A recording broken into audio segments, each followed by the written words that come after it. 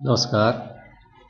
सरकारी पॉलिटेक्निक भूज के mechanical engineering department में छठे सेमेस्टर में कंप्यूटर एडेड मैन्युफैक्चरिंग हम पढ़ रहे हैं। इसमें कुल मिला के जो 5 यूनिट है उसमें पहला यूनिट हम देख चुके हैं और दूसरे का इंट्रोडक्शन भी मैं दे चुका हूँ। तो आज दूसरे यूनिट के अंदर जो भी टॉपिक्स है उसको 1 बाय 1 स्टडी करेंगे। दूसरा यूनिट जो है उसका नाम constructional feature of CNC machine है। उसमें जो 2.1 नंबर का टॉपिक है सीएनसी मशीन्स में types, classification, working and constructional features, उसके बारे में आज सोचेंगे। सबसे पहले टाइप्स ऑफ सीएनसी मशीन ये देखते हैं। कंप्यूटर न्यूमेरिकल कंट्रोल मशीन्स जो है वो काफ़ी प्रकार के होते हैं। कोई भी चीज़ जो सीएनसी से चलती है, मतलब हम कंट्रोलिंग मशीन का जब सीएनसी टेक्नोलॉजी से करते हैं तो वो सीएनसी मशीन बन जाता है। इसलिए इसके टाइप्स अनगिनत हैं। एग्जाम में जब वो 2 मार्क में पूछा जाता है तब आपको कम से कम उनके 8-10 प्रकार का मशीन का नाम लिखने चाहिए। तो सीएनसी से कौन कौन से मशीन चलते हैं वो अगर नाम आप लिखते हैं तो उनके वो टाइप्स हो जाते हैं। ज़्यादातर एयरक्राफ्ट में या ऑटोमोबाइल इंजीनियरिंग में या कॉमन इंजीनियरिंग में भी आजकल ये सीएनसी हम यूज़ करते हैं। इसकी कुछ लिस्ट भी बोलूँगा और साथ में उसके कुछ वीडियोस भी आपको दिखाऊंगा। हम टाइप्स ऑफ सीएनसी मशीन देख रहे हैं। उसमें सबसे पहले ये मशीन है CNC drilling and tapping machine. Normal drilling and tapping machine होता है तो उसी तरह से उसमें अगर सीएनसी टेक्नोलॉजी जोड़ देते हैं तो CNC operated drilling machine, tapping machine, ये सब बन जाए। उसमें टूल चालू करना, उसको लोड करना, ये सब काम होता है। जहाँ भी ड्रिलिंग करना है उसकी एक्सिस लोकेट करना वो भी टेबल की मदद से हो जाता है। तो इस हिसाब से ये ड्रिलिंग एंड टैपिंग मशीन, ये टाइप्स ऑफ सीएनसी मशीन जब पूछते हैं आपको state the types of CNC machine तो आप लिख सकते हैं कि CNC machining centre, CNC lathe, CNC turn and mill centre, ये सब तो कॉमन है ही। लेकिन और कौन कौन सी चीज़ हैं तो आप बेसिक कह सकते हैं कि CNC operated drilling machine, CNC operated tapping machine, ये अपने राजकोट में भी बनता है। अलग अलग जगह पे वो सिर्फ ड्रिलिंग करेगा और टैपिंग करेगा और कुछ नहीं करेगा। तो ये सस्ता वाला है, सिर्फ वो लोकेशन पे ले जाएगा और बाद में सीधा अपने आप वो ड्रिल कर देगा।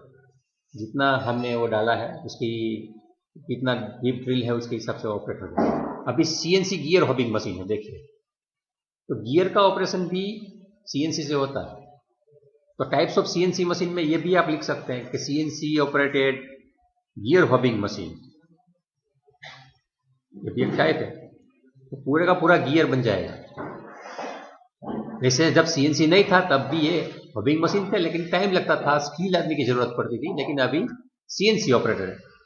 तो टाइप्स ऑफ सीएनसी पूछते हैं मशीन, उसमें आपको लिखना ही है, 8-10 नाम लिखने होंगे इसमें। ये ऐसा अच्छा गियर बन गया। जैसे सीएनसी ट्विन सरफेस, जो मैंने नाम आया था अभी,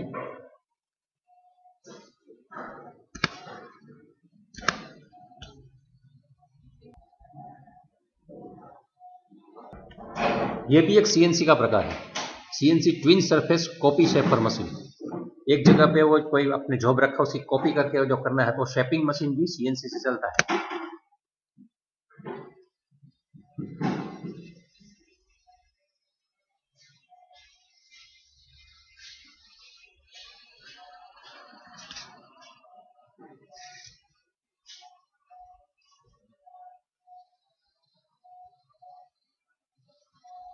जैसे भी बड़े बड़े एक्सपो में जाते हैं ना, वहाँ पे ये डेमोन्स्ट्रेशन पे रखे होते हैं।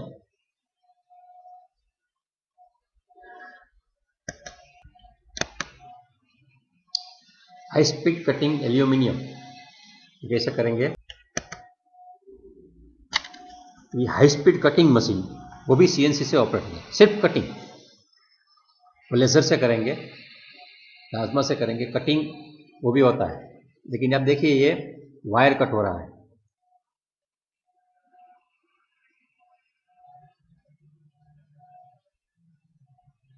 छोटा सा वायर घूमता है, वो भी सीएनसी से कंट्रोल होता है। इसका मैं कंट्रोल पैनल दिखाया हमें।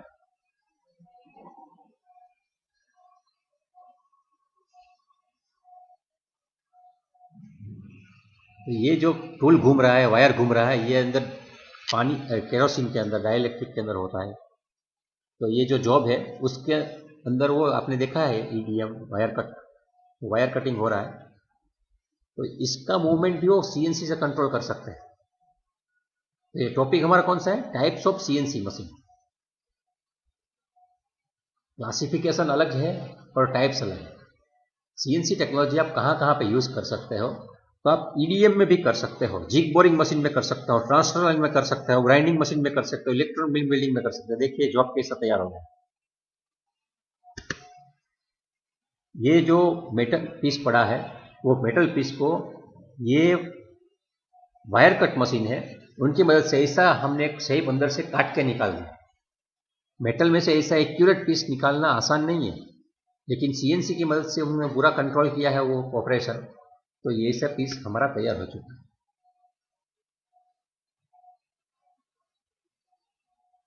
इतना लंबा। अभी देखो पाइप बेंडिंग भी पॉसिबल है।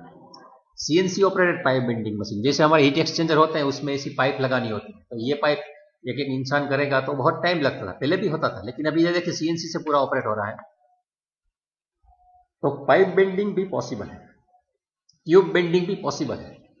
पाइप और ट्यूब में भी फर्क है, ये ट्यूब बेंडिंग है बेसिकली। ट्यूब बेंडिंग ज़्यादातर हीट एक्सचेंजर्स में आते हैं। तो ऐसे वो पूरा कंट्रोलिंग हमें जो कंट्रोलर में सीएनसी प्रोग्राम डाला उससे हो रहा है, धीरे धीरे घूमता रहता है, पाइप अपने आप फीड होता है, अपने आप रोटेट होता रहता है। सिंगल आदमी इसको ऑपरेट करेगा। अगर ये समझो सीएनसी नहीं होता, ऑटोमेशन नहीं होता, तो ये सस्ते में नहीं पड़ता। मार्केट में जो चीज़ अभी मास प्रोडक्शन में आ रही है और एकदम ज़्यादा सस्ती भी मिल रही है, उनकी वजह एक ही है कि सीएनसी टेक्नोलॉजी। अभी देखो ये हो गया, अभी दूसरा पाइप का फीड आएगा, धीरे से इसको घुमा दिया उल्टा, बाद में वहाँ पकड़ लिया और ये घूमने लगा। तो ये कोडिंग भी सीएनसी से होता है। तो जब भी आपको सिर्फ एक सिंपल सवाल होगा, state the types of CNC machine, तो आपको लगा सीएनसी में क्या लिखा है, कितने प्रकार के होते हैं, तो आप कोई भी मशीन लिख दो, लेकिन दिमाग में ये होना चाहिए। और आपको कभी वाइवा पूछे कभी पाइप बेंडिंग मशीन देखा है, कभी ट्यूब बेंडिंग मशीन देखा है, तो बोले कि सर मैंने देखा नहीं है, लेकिन वीडियो देखा। ये ट्यूब बेंडिंग मशीन है। तो CNC operated lathe, CNC operated milling, CNC operated drilling, CNC operated gear hobbing, CNC operated shaping machine होता है। ये ट्यूब बेंडिंग तो देख ही रहे, इससे पहले आपने वायर कटिंग भी देखा था। इसी तरह सीएनसी ऑपरेटेड लेजर कटिंग होता है, सीएनसी ऑपरेटेड वेल्डिंग भी होता है, सीएनसी ऑपरेटेड ग्राइंडिंग भी होता है। तो ये सब आप 8-10 नाम लिख दीजिए, तो रिटन एग्जाम में तो आपको 2 मार्क आराम से मिल जाएंगे। ये टाइप्स में लिखना है, ये ध्यान में रखना है। देखिए कैसे कैसे पाइप उसने बेंड करके बनाया है। जब भी ऐसी ज़रूरत होती है तो ये जैसा कस्टमाइज हमने प्रोग्राम किया है उस हिसाब से इतनी लेंथ पकड़ के कर देगा पाइप बेंडिंग, और इसका इंस्पेक्शन भी हो जाएगा। ये पूरी देखिए उसने एक बाद एक बैंक बना दी है, और ये इतना बड़ा हीट एक्सचेंजर बन जाएगा। अभी सीएनसी मशीन में जो टाइप्स में मैंने कहा था, अभी क्लासिफिकेशन देखते हैं। तो क्लासिफिकेशन कैसे होता है, जो हमारे डिप्लोमा लेवल पे आता है, उनके संदर्भ में हम क्लासिफिकेशन समझेंगे। तो classification of CNC machine tools में एक है मोशन कंट्रोल के हिसाब से करना है। जो हमारा मशीन है उसकी स्पिंडल की मूवमेंट है, टेबल की मूवमेंट है, उसको कंट्रोल करना है तो कैसे होगी, उसके हिसाब से क्लासिफिकेशन करना होता है। तो उसको मोशन कंट्रोल से किया हुआ बोलते हैं। उनके बाद दूसरा वाला जो है वो कंट्रोल रूप होता है। आपके सीएनसी में कैसा कंट्रोल लूप डाला हुआ है उसके हिसाब से क्लासिफिकेशन होता है। तो दूसरी मेथड है क्लासिफिकेशन की कंट्रोल लूप, ओपन लूप है, क्लोज लूप है। इसके बाद है classification based on number of axis, ये तीसरी मेथड है। तो 2 axis CNC, 3 axis CNC, 4 axis CNC, 5 axis CNC, यहाँ तक लिखते हैं, लेकिन हम तो ये अभी 11 एक्सिस तक भी जाते हैं। जितनी भी आप मोशन कंट्रोल करते हो अलग अलग एक्सिस पे, रोटेशन पे, ये सब एक्सिस डाल सकते हैं। इसके बाद में classification of CNC machine tool based on power drive. जो भी हमें मूवमेंट करानी है वो ड्राइव की मदद से कराते हैं। तो हाइड्रोलिक ड्राइव है या इलेक्ट्रिक ड्राइव है या न्यूमेटिक ड्राइव है। हाइड्रोलिक में ऑयल आएगा, इलेक्ट्रिक में इलेक्ट्रिक पावर डीसी या एसी आएगा, और न्यूमेटिक में एयर यूज होगी। और इसके बाद पोजिशनिंग, प्रोग्रामिंग सिस्टम की, उसके हिसाब से भी सीएनसी मशीन का क्लासिफिकेशन किया जाता है। तो इंक्रीमेंटल पोजिशनिंग है या एब्सोल्यूट पोजिशनिंग यूज कर रहा है, उसके हिसाब से भी क्लासिफिकेशन करते हैं। तो टाइप्स ऑफ सीएनसी में आपको वो सब लिखना था कि सीएनसी कहाँ कहाँ यूज होता है, गियर होबिंग में, वायर कट में, ट्यूब बेंडिंग में, वो सब वो टाइप्स होता है। क्लासिफिकेशन जब पूछते हैं तब आपको कितने हिसाब से क्लासिफिकेशन होगा, उस वक्त आपको ये प्रकार डिप्लोमा लेवल पे लिखने हैं। इसके सिवा भी और टाइप्स हो सकते हैं, लेकिन हमारे सिलेबस में जिस हिसाब से हम पढ़ते हैं, पढ़ाते हैं, और हमारे इवेल्यूएशन जो होता है ये हम समझ रहे हैं। जिसको एडवांस समझना है वो दूसरे में क्लास में समझाऊंगा कभी, लेकिन ये जो बेसिक चीज है, ये 5 प्रकार: motion control, control loop, number of axis, power drive and positioning.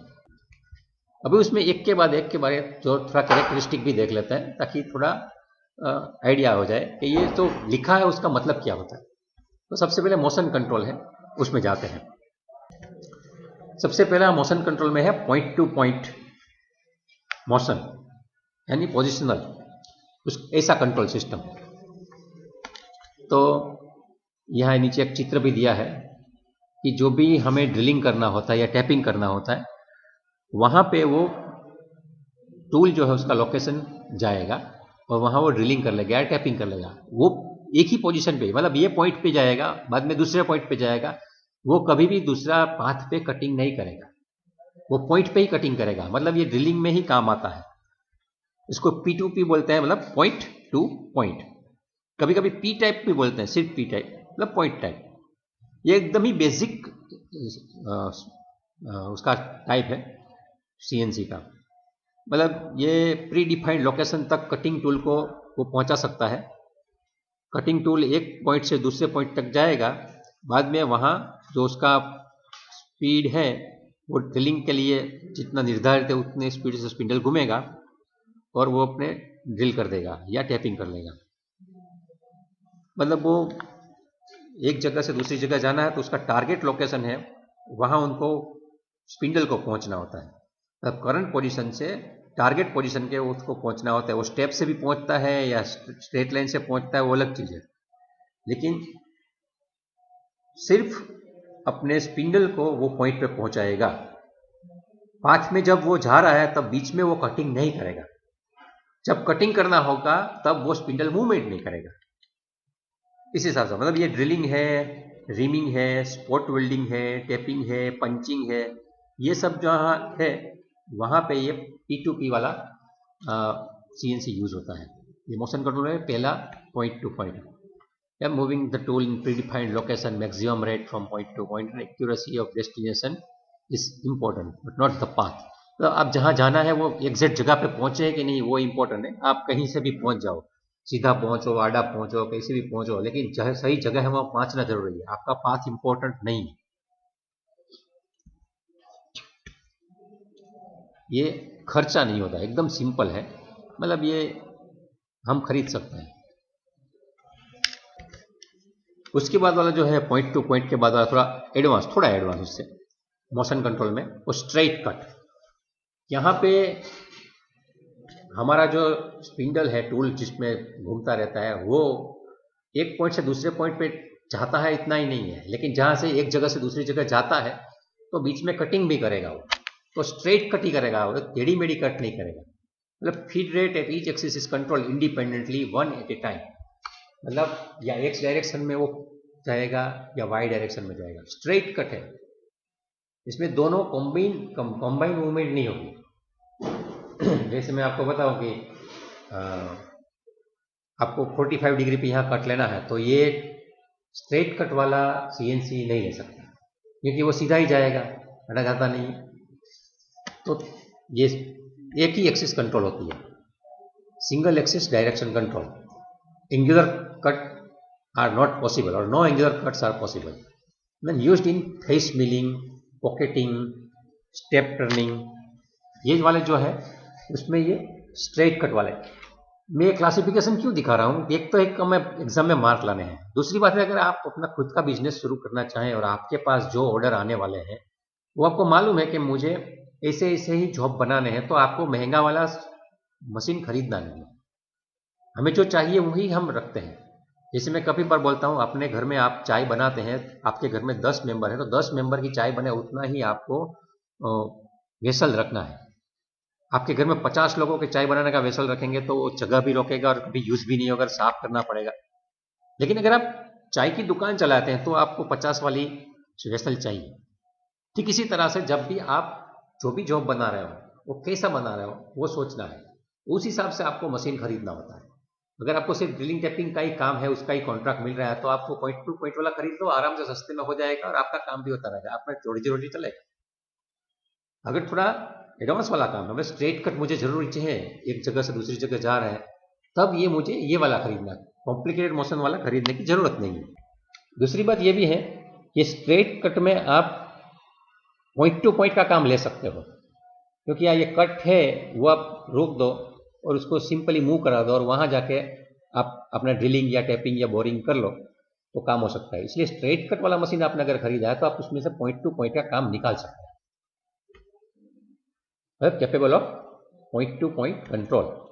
अभी उसके बाद है मोशन कंट्रोल में पॉइंट टू पॉइंट और स्ट्रेट कट के बाद वो है कंटिन्यूअस पाथ या कंटूरिंग पाथ। तो ये जो तीसरा मेथड है या टाइप क्लासिफाइड है कंटिन्यूअस पाथ, मतलब ये सतत पाथ है, उसमें आप किसी भी एक्सिस पे जा सकते हो, मतलब simultaneous control of axis is possible. जैसे पिछले वाला जो था स्ट्रेट लाइन कंट्रोल में या एक्स एक्सिस वाली मोटर घूमती थी या वाई एक्सिस वाली मोटर घूमती थी, दोनों मोटर एक साथ हम नहीं घुमा सकते, लेकिन इसमें दोनों का घुमा के हम इस कॉम्बिनेशन सेट कर सकते हैं। तो टेढ़ी लाइन भी निकाल सकते हैं या सर्कल भी बना सकते हैं। अगर आपकी एक्यूरेसी मोटर की इतनी अच्छी है तो आप कोई भी 2 डायमेंशनल मूवमेंट करा के उसका कटिंग कर सकते हैं। आपका टूल उसके लिए कैपेबल होना चाहिए, मतलब ये पॉइंट टू पॉइंट तो करेगा ही करेगा, स्ट्रेट लाइन कटिंग करेगा ही, लेकिन कंटिन्यूअस भी आपको कुछ 2D में काम करना है तो ये कंट्रोल कर लेगा। मतलब ये जो CNC में कंट्रोल मोशन कंट्रोल है वो डिस्प्लेसमेंट भी कंट्रोल करेगा और वेलोसिटी भी कंट्रोल करेगा। तो जब भी हमें कोई प्रिसाइज कंट्रोल से काम करना है या एकदम कोई प्रोफाइल का मशीनिंग करना है तो उसमें इसका यूज कर सकते हैं। Path is continuously control to have 3D profile, मतलब अगर आप उसमें 2D के बजाय 3D मतलब तीनों एक्सिस को भी कंट्रोल करके आप 3D प्रोफाइल भी बना सकते हो। मतलब आप कोई मूर्ति बनाना चाहते हो, कोई ऐसा कोई कॉम्प्लिकेटेड शेप उसको भी बीच में करना चाहते हैं तो वो भी इसमें टूल और मोशन के कंट्रोल की मदद से आप जनरेट कर सकते हो। इसको सी टाइप कंट्रोल भी बोलते हैं। वो जो पी टाइप था इसको सी टाइप बोलते हैं और जो पिछले वाला था उसको एल टाइप बोलते हैं। तो पी टाइप, एल टाइप और सी टाइप, ये 3 प्रकार होते हैं। कभी कभी आपको वाइवा में पूछते भाई सी टाइप और एल टाइप और पी टाइप क्या है, तो आपको होना चाहिए कि वो क्लासिफिकेशन है मोशन कंट्रोल के हिसाब से CNC के, मतलब सर्कुलर पाथ है, कोनिकल पाथ है, मैथमेटिकल डिफाइंड का कोई भी आप बना सकते हैं। तो इसमें आप जो इंटरपोलेटर्स बोलते हैं, क्योंकि हमें CNC में जो कंट्रोलर होता है उसको हम जो बोलेंगे उसका इंटरप्रिटेशन करना होता है, तो जो मूवमेंट है हमारी उसको इंटरपोलेशन से वो इंटरप्रेट करता है। तो लीनियर भी इंटरपोलेशन होगा और सर्कुलर इंटरपोलेशन भी उसमें हो सकता है। जब भी हम सर्कुलर इंटरपोलेशन डालेंगे उसके कोड आपने सीखे हैं तो उसके हिसाब से वो अपनी दोनों मोटरों को चालू करेगी या तीनों मोटरों को चालू करके टूल को घुमाएगा। हमारी जिम्मेदारी ये है कि हमारा टूल सही होना चाहिए और जॉब सही जगह पर लोकेट होना चाहिए, वरना वो तो घूमता रहेगा। और feed rate should be program, मतलब हर एक में आपको फीड रेट डालने हैं उस हिसाब से। और ये मोस्ट कॉम्प्लेक्स एंड एक्सपेंसिव, मतलब ये जो मशीन हम खरीदेंगे ये थोड़ा महंगा होगा और कॉम्प्लेक्स, इसमें मोस्ट लिखा है लेकिन इसमें मोर ही लिखना चाहिए। और जैसे बताया था perform P2P and straight cut. तो ये जब भी आपको पूछा था कि सीट का जो CNC है उनका बारे में शॉर्ट नोट लिखिए, तो आप ऐसा एक छोटा सा फिगर भी बना सकते हैं, कैसा सर्कुलर भी ले रहा है, स्ट्रेट कट भी ले रहा है, दोनों डायरेक्शन में जा रहा है, और ये 6-7 विशेषताएं है वो आप बता सकते हैं। समरी करके देखें तो इसे पॉइंट टू पॉइंट ये है जो ड्रिलिंग एंड बोरिंग में यूज होता है। उसके बाद point two point in straight line वाला है जो मिलिंग में है, वो दूसरा वाला ये यहाँ जो ड्रॉ किया है ये स्ट्रेट या 2 एक्सिस कंटूर मिलिंग है। यहाँ आप तीसरी मोटर चालू नहीं कर सकते हैं, तो आप ये टेढ़ी कट भी ले सकते हैं और सर्कुलर कट भी यहाँ जो दिखाई है वो भी ले सकते हैं। लेकिन 3 एक्सिस कंटूर मिलिंग है वो मोशन कंट्रोल में करेंगे तो आप उसमें तीनों डायरेक्शन में कटिंग करके आपका डिजायर्ड शेप जनरेट कर सकते हैं। इसके बाद दूसरी मेथड है क्लासिफिकेशन की, वो है कंट्रोल लूप्स की। कंट्रोल लूप्स में है एक ओपन लूप कंट्रोल सिस्टम और एक क्लोज लूप कंट्रोल सिस्टम। तो ओपन लूप में क्या होता है? ओपन लूप कंट्रोल है उसमें स्टेपर मोटर्स हम यूज करते हैं। स्टेपर मोटर कैसी होती है उसका एक अलग लेक्चर भी मैंने शायद पहले दिया था, रिकॉर्ड हुआ है कि नहीं मुझे पता नहीं, लेकिन स्टेपर मोटर वो इलेक्ट्रिक पल्स से चलती है। कोई भी मोटर चालू करते हैं तो ऐसे ही घूमने लगती है, झूम करती है, लेकिन ये जितना आपने करंट दिया तो 1 स्टेप में, 2 स्टेप में, 3 स्टेप में जितने पल्स आएंगे उतनी ही मोटर घूमेंगी। मतलब आपकी जितनी पल्स की एक्यूरेसी और उसकी जब फाइननेस है उसके हिसाब से वो इतने एंगल पे वो घुमा सकते हो। तो स्टेपर मोटर से ही कंट्रोल होता है। वो क्यों होता है? क्योंकि फीडबैक आता नहीं, इसलिए ब्रेक मारना कैसे है वो पता ही नहीं है। जब भी ओपन लूप मतलब हम ऐसे काम किया लेकिन कैसा हुआ हमें पता नहीं है, तो उसको ओपन लूप कहते हैं। मतलब every pulse rotates the motor spindle through a certain amount, कुछ निश्चित अमाउंट पे घुमाएगी और कितने पल्स है मुझे मिले उसके हिसाब से मोटर घूमेगी और मोशन का कंट्रोल होगा।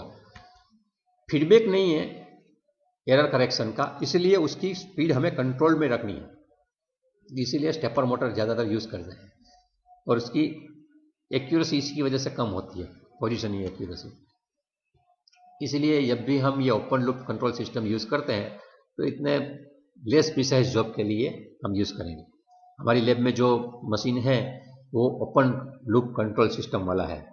ओपन लूप कंट्रोल में क्या है, मशीन कोई फीडबैक नहीं देता है, हमें देखते रहना है, लगा अगर कुछ लोचा हो रहा है तो हमें ही मशीन को स्टॉप कर देना है, हमें ही टूल को मैन्युअली कंट्रोल में लेके उसको घुमा देना है। CNC सिर्फ समझने के लिए है, तो फीडबैक वाला नहीं है। तो ओपन लूप में लेस प्रिसीजन ऑफ इसीलिए बनते हैं कि उसका फीडबैक नहीं है। कहाँ मैं टूल को पता होना चाहिए कि मैं कहाँ पे हूँ और मैं कितनी स्पीड से घूम रहा हूँ, कौन से एंगल पे हूँ, तभी ये होता है। तो ओपन कंट्रोल लूप सिस्टम आपको जब एग्जाम में पूछा जाता है तो आप छोटी सी फिगर ये ड्रॉ करनी है और ये बार हमें लिखनी है कि ओपन लूप कंट्रोल क्या होता है। स्टेपर मोटर यूज होती है, इसे पल्स यूज होते हैं, फीडबैक नहीं आता है, इसे एक्यूरेसी नहीं होती है, प्लेस प्रिसीजन। और आपको लिखना ऐसा है कि आपका जो इनपुट सिग्नल आता है एम्पलीफायर करके ट्रांसलेटर में जाता है। ट्रांसलेटर मतलब मुझे कौन सा मोटर की इतनी झड़प से घुमाना है, मतलब ये स्टेपिंग मोटर है, नीचे देखा स्टेपर मोटर है, तो वहाँ ऊपर टूल भी है वो भी घूमेगा, मशीन का स्लाइड भी होगा, ये सब होगा, लेकिन वो कहाँ पहुंचा है कोई फीडबैक ओरिजिनल जगह पे नहीं आएगा, इसलिए वो ओपन लूप है। फीडबैक जब तक नहीं आता है तब तक कोई मतलब नहीं होता। जैसे मैं कभी कभी बोलता हूँ हम ह्यूमन बीइंग है, हम नॉन स्टॉप फीडबैक में ही जीते हैं। हम जब ड्राइविंग करते हैं, गाड़ी चलाते हैं, तो देखते हैं कि रास्ते में क्या है, इसी हिसाब से हमारी गाड़ी को एक्सीलरेटर देते हैं या ब्रेक लगाते हैं या डायरेक्शन में स्टीयरिंग घुमाते हैं।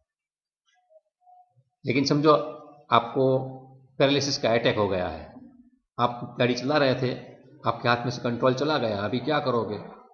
कुछ नहीं है, तो भी आपको पता है कि अभी मुझसे ब्रेक लगेगी या नहीं लगेगी, जो भी हो सकता है, आप चिल्लाओगे या कुछ हो सकता है, क्योंकि कंट्रोल सिस्टम फेल हो चुकी है अभी। मतलब फीडबैक आ ही नहीं रहा है, आपको पैरालिसिस से मतलब आप देख ही नहीं पा रहे, मोटर चल रही है तो एक्सीडेंट हो जाएगा। तो उस वक्त आपको कुछ सेफ्टी सिस्टम डालनी चाहिए कि समझो जब आपका कंट्रोलिंग काम नहीं करता तो आप क्या करें। इसलिए जब भी कोई फीडबैक सिस्टम काम नहीं करती है तो उस वक्त का कुछ इमरजेंसी सिस्टम लगाना पड़ता है। लेकिन ये तो फीडबैक वाला है ही नहीं, इसलिए वो सेफ्टी के लिए स्टेपर मोटर रखते हैं, क्योंकि पल्स ही धीरे धीरे आते हैं, मोशन धीमे धीमे होती है। इसके बाद कंट्रोल लूप में क्लोज लूप सिस्टम है। क्लोज लूप कंट्रोल सिस्टम जो होती है CNC में, उसमें हम स्टेपर मोटर यूज़ नहीं करते हैं, डीसी और एसी यूज़ करते हैं। डीसी एंड एसी मोटर दो में से कोई भी यूज़ करते हैं। और उसमें फीडबैक के लिए क्या यूज़ करेंगे, तो पोजीशन ट्रांसड्यूसर उसका यूज़ करेंगे। पोजीशन ट्रांसड्यूसर क्या होते हैं, मैं अलग से उसका एक फिगर बना के आपको समझाऊंगा बाद में इसी के अंदर। ये क्लासिफिकेशन में इसका डिटेल में नहीं जा रहा हूं मैं, लेकिन सिंपल भाषा में अगर समझना है तो आपको जब भी मैं पूछता हूं आप कहाँ पे खड़े हो, तो आप बोल सकते हो मैं आपको फ़ोन करता हूँ तो बोल सकते हो कि मैं ये दवाई की दुकान के पास खड़ा हूँ, मैं मांडवी में बैठा हूँ, या मेरे घर पे बेडरूम में बैठा हूँ। तो आप अपना पोजीशन मुझे बोलते हो। ठीक इसी तरह से आपका जो भी टूल है वो कहाँ पे है, अगर सीएनसी मशीन उनको पूछे तो उस वक्त वो टूल को जवाब देना पड़ेगा कि मैं इधर पे हूँ। तो वो जो कहता है वो पोजीशन ट्रांसड्यूसर की मदद से होता है, तो वो पोजीशन फीडबैक देता है। अगर वो गलत जगह पे है तो उसको करेक्ट करके वो सही जगह पे सीएनसी पहुंचा देगा। तो इसी वजह से वो एक्यूरेसी अच्छी अचीव हो जाती है। ओपन लूप में वो पता नहीं रहता है कहाँ पहुंचा है, तो वो तो चलता ही रहता है, इसलिए वो महंगा है। और जब भी बड़ा बड़ा काम करना होता है, मतलब बड़े मशीन टूल्स होते हैं, उसमें ये क्लोज लूप सिस्टम ही चलता है। और इसी के लिए तो टेक्नोलॉजी डेवलप हो रही है। ये इसी के लिए सिर्फ फीडबैक देता है और इसके हिसाब से करेक्शन होता है, लेकिन फिर भी ये स्मार्ट नहीं है। स्मार्ट मशीन भी आ चुके हैं, लेकिन ये क्लोज लूप कंट्रोल सिस्टम को धीरे धीरे करके स्मार्ट में भी कन्वर्ट करना या आर्टिफिशियल इंटेलिजेंस भी बनाने का प्रयास चलता है।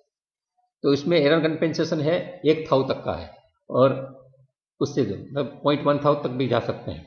और डीसी मोटर है वो हायर टॉर्क रेंज, मतलब स्टेपर मोटर से ज़्यादा टॉर्क ले सकते हैं डीसी मोटर। स्टेपर मोटर इतना बल नहीं कर सकती है, इसका पावर नहीं है, लेकिन डीसी मोटर ज़्यादा पावर ले सकती है। तो हम ज़्यादा मटेरियल रिमूवल रेट ले सकते हैं। आपको जब भी कोई मटेरियल रिमूव करना है तो ये बहुत जल्दी जॉब बना देगा।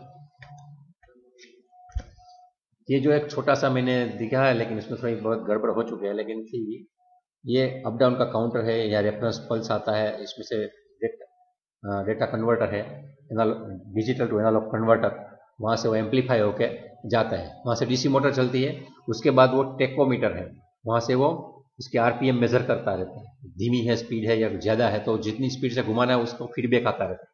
और एक एनकोडर होता है, वो अप डाउन काउंटर में जाता है। दो फीडबैक आ रहे हैं। तो ये क्लोज लूप कंट्रोल सिस्टम जब पूछते तो एक ये फिगर भी बना सकते हैं, ये पोजीशन एंड वेलोसिटी फीडबैक दोनों आ रहे हैं, ठीक है, या ऐसे भी बना सकते हैं। यहाँ भी आप देख सकें एनकोडर एंड सेंसर दोनों चीज लगा है। मशीन स्लाइड हो रहा है तो उसकी फीडबैक वहाँ फिर से मैं कंपेरेटर में दे रहा हूँ। यहाँ जो कंपेरेटर दिया है, कंपेरेटर में फीडबैक सिग्नल आएंगे, तो इनपुट सिग्नल जा रहा है 10 का, और यहाँ से फीडबैक में आया कि भाई आपने 10 कहा है, लेकिन मैं तो यहाँ 9.5 पे ही जा रहा हूँ, तो यहाँ 0.5 का माइनस आएगा। तो ये फिर से समझ लेगा कि भाई मेरा थोड़ा सिग्नल कम जा रहा है, तो वो ज़्यादा जाएगा। तो ये फीडबैक यहाँ से आ रहा है एनकोडर से। तो जो भी काम हो रहा है वहाँ हम एक आदमी को बैठा के उसको बोलेगा तू फोन करना क्या हुआ। ठीक इसी तरह से यहाँ हमें मशीन में कुछ सेंसर लगाने होते हैं। जो भी हमने प्रोग्राम बनाया उसका इम्प्लीमेंटेशन वो मशीन कर रहा है कि नहीं कर रहा है, वहाँ से वो सेंसर सब कुछ सेंस करके हमें फीडबैक वायर की मदद से देगा, और वहाँ इस हिसाब से हमारा करेक्शन होता रहेगा। तो ये कंट्रोल रूम के हिसाब से भी उसका क्लासिफिकेशन होगी। इसके बाद जो है नंबर ऑफ एक्सिस पे जाते हैं। तो नंबर ऑफ एक्सिस के हिसाब से देखना है तो पहले थोड़ा हम एक्सिस की डेफिनेशन समझ लेते हैं। हम अभी 3 एक्सिस वाले मशीन के नोमेनक्लेचर को समझने का प्रयास करेंगे। किसी में भी एक्स वाई और जेड 3 एक्सिस होती है, लेकिन जो कन्वेंशन है ISO machine tool axis definition के हिसाब से, उसमें जो जेड एक्सिस है वो हमेशा स्पिंडल की एक्सिस मानी जाती है या स्पिंडल के पैरेलल की एक्सिस मानी जाती है। मतलब जब हम पॉजिटिव जेड बोलेंगे, क्योंकि कोई भी एक्सिस में दो डायरेक्शन होती है, जीरो के लेफ्ट साइड और राइट साइड, या अप साइड या डाउन साइड। तो जो राइट साइड जाती है उसको पॉजिटिव बोलते हैं, लेफ्ट साइड जाते हैं उसको नेगेटिव बोलते हैं ज़्यादातर। लेकिन फिर भी एक्चुअल सिचुएशन क्या है उसके हिसाब से ही पॉजिटिव नेगेटिव तय करना चाहिए। ये जनरल हमारा अंडरस्टैंडिंग है। तो जेड एक्सिस में जो पॉजिटिव एक्सिस, पॉजिटिव जेड किसको बोलते हैं, जब भी tool goes away from the work piece से दूर जाता है, मतलब वो पॉजिटिव कर रहा है। ये एक जनरल अंडरस्टैंडिंग रहता है हमारा प्रोग्राम। उसके बाद जो एक्स एक्सिस होती है, मतलब जो 2 एक्सिस मशीन होते हैं, इसमें जो जेड एक्सिस तो होगी और दूसरा एक्स एक्सिस होगा। पॉइंट टू पॉइंट में सिर्फ जेड एक्सिस चलती है, एक्स एक्सिस तो सिर्फ उसको वहां ले जाने के लिए होती है। जेड एक्सिस में हम ड्रिलिंग करते हैं। X axis horizontal and parallel to work holding surface and positive axis to the right when viewed from the spindle towards workpiece.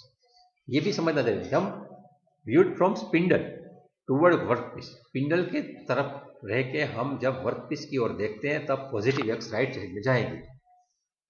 और वर्टिकल भी होती है कभी कभी, हॉरिजॉन्टल नहीं समझो कि कोई मशीन ऐसे होती है जिसमें एक्स एक्सिस दो एक्सिस है, तो ये भी देना पड़ता है कि स्पिंडल हॉरिजॉन्टल भी होता है कहीं कहीं कुछ मशीन में, तो उसमें horizontal and parallel to the work holding surface vertical axis देखना है, and to the right when viewed from the spindle towards column. इस हिसाब से भी आप वर्टिकल एक्सिस और हॉरिजॉन्टल एक्सिस मशीन दोनों में इस हिसाब से आपको देखने हैं। वाई है वो राइट हैंड रूल के हिसाब से निश्चित करना होता है। तो राइट हैंड रूल कैसे होता है, समझो ये हमने दो मशीन दिखाए हैं। पहला वाला है वो वर्टिकल मशीन है, तो उसमें जेड है, उनकी पॉजिटिव डायरेक्शन में हमें मिडिल फिंगर रखनी है। और एक्स है वो जैसे मैंने बताया था कि आपको राइट साइड में रखना है, तो फर्स्ट फिंगर जाती है जो हमारी, वो वाई की प्लस डायरेक्शन बनेगी। तो जेड और एक्स की दिशा में हमें हमारी इंग्लिश सेट करनी है, और बाद में जो फर्स्ट फिंगर हमारी जहाँ जाती है उसको वाई माना जाता है। बाजू में समझो हमने लेफ्ट दिखाया है, उसमें जेड है, उसमें हमने पॉजिटिव रखा, वही हॉरिजॉन्टल एक्सिस होगी जेड, एक्स भी हॉरिजॉन्टल ही रहेगी, वो कभी वर्टिकल नहीं होती। मैं पहले बोल चुका था लेकिन वो थोड़ा गलत बोल चुका था। तो जेड और एक्स की डायरेक्शन आप निश्चित करेंगे तो वाई आपकी यहाँ वर्टिकल जाएगी।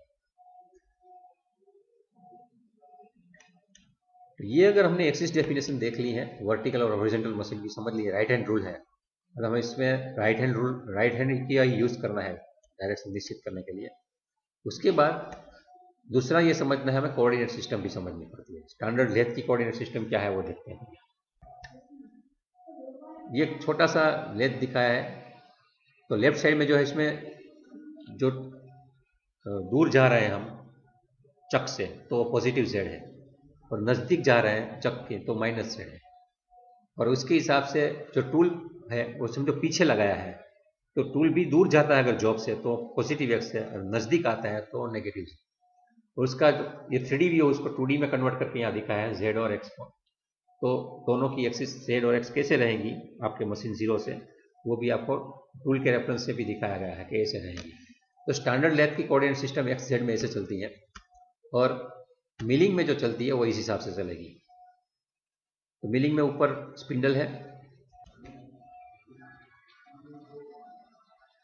तो स्पिंडल है वो जब भी टेबल से दूर जाता है तो वो पॉजिटिव जेड है, और राइट साइड में जो जाएंगे तो पॉजिटिव एक्स है। तो उसके हिसाब से जब हम अंदर मूवमेंट कराएंगे टेबल की, वो पॉजिटिव वाई हो जाएगी। तो उसका भी एक नोमेनक्लेचर जो 3D में बनता है वो साइड में एक सिंपल स्कीमेटिक से दिखाएं, एक्स वाई जेड पॉजिटिव और नेगेटिव कैसे है।